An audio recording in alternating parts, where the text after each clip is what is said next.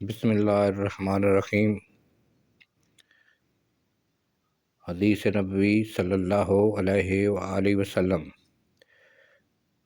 صحیح بخاری کتاب روزے کا بیان، حدیث نمبر 1893۔ ترجمہ۔ حراق بن مالک قروا حضرت عائشہ رضی اللہ تعالی عنہا سے روایت کرتے ہیں، انہوں نے بیان کیا کہ قریش زمانہ جاہلیت میں عاشوراء کے روزے رکھتے تھے،